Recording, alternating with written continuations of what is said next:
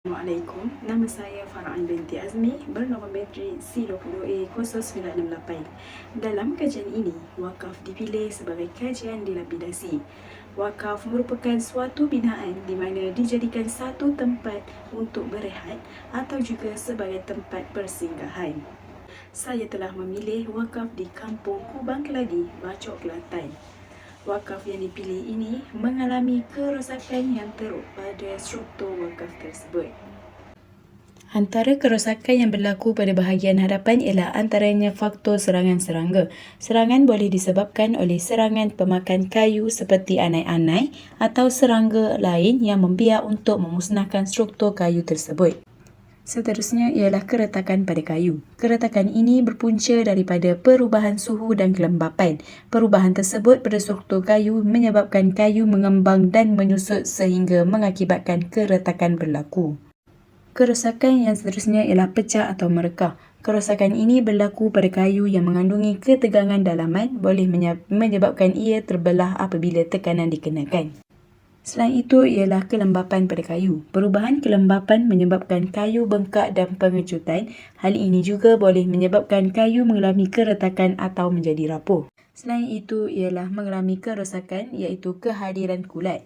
Kehadiran kulat ini biasanya muncul pada struktur kayu kerana kelembapan yang tinggi dan keadaan persekitaran yang menyokong pertumbuhannya.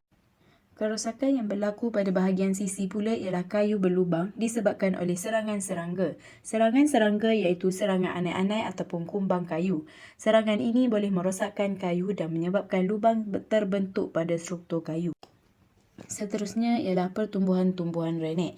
Pemeliharaan yang buruk atau tidak teratur pada struktur wakaf akan mendatangkan kawasan yang tidak terurus dan berpotensi pertumbuhan seperti tumbuhan renek ataupun tumbuhan liar. Selain itu ialah perebutan kayu. Perebutan kayu tersebut berlaku disebabkan oleh faktor kelembapan yang tinggi. Wakaf ini terdedah kepada kelembapan yang tinggi boleh menjadi persekitaran yang ideal untuk menyebabkan berlakunya perebutan pada kayu. Kerosakan yang seterusnya ialah kelembapan. Perubahan suhu yang melampau boleh menyebabkan kayu mengembang dan mengecup. Membuka celah oleh itu, kelembapan boleh masuk dan menyebabkan kayu lembab. Di samping itu ialah kehadiran lumut. Kehadiran lumut lebih suka tumbuh di tempat yang rendang dan redup. Sekiranya struktur wakaf terletak di lokasi yang tidak terdedah kepada matahari, kemungkinan pertumbuhan lumut akan meningkat. Kerosakan yang berlaku pada bahagian lantai ialah serangan anai-anai. Serangan anai-anai pada struktur kayu disebabkan oleh faktor kelembapan yang tinggi. Kelembapan yang tinggi boleh mewujudkan keadaan yang ideal untuk pertumbuhan dan aktiviti anai-anai. Seterusnya ialah perebutan kayu. Perebutan kayu adalah disebabkan oleh kekurangan peredaran udara. Pengudaraan yang lemah boleh menyebabkan lembapan terkumpul di sekeliling kayu dan mewujudkan keadaan yang menggalakkan pertumbuhan kulat dan berlakunya perebutan kayu. Selain itu ialah mengalami kelembapan pada kayu. Kelembapan yang berlaku pada kayu adalah disebabkan oleh faktor cuaca yang mempengaruhi tahap kelembapan sekitar struktur wakaf. Kawasan yang cenderung lembap akan meningkatkan risiko kelembapan di dalam kayu. Di samping itu ialah kehadiran kulat. Kehadiran kulat berlaku disebabkan pendedahan terus kepada air. Contohnya akibat kebocoran bumbung boleh menyebabkan kelembapan meningkat dan menyokong pertumbuhan kulat. Kerosakan yang seterusnya pada bahagian lantai ialah merekah. Kayu merekah disebabkan perubahan kelembapan yang turun naik. Kayu menyerap kelembapan iaitu ia boleh mengembang dan mengecut dan akan berlakunya rekahan pada kayu.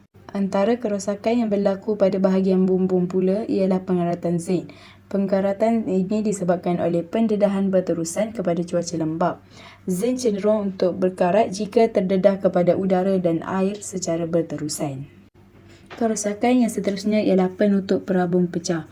Perabung bumbung pecah disebabkan pendedahan kepada cuaca melampau atau penggunaan bahan yang tidak tahan lama. Selain itu, kerosakan seperti kehadiran lumut. Kehadiran lumut pada penutup perabung disebabkan oleh kelembapan yang tinggi dan kekurangan cahaya matahari yang mencukupi.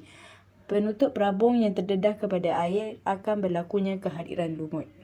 Selain itu ialah zinc berlubang. Pendedahan zinc kepada udara atau kelembapan boleh menyebabkan pengaratan dan boleh berlakunya pembentukan lubang pada zinc.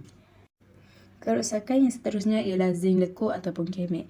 Zinc lekuk disebabkan oleh kesan fizikal daripada objek yang keras seperti objek di bawah angin yang menyebabkan zinc menjadi kemek.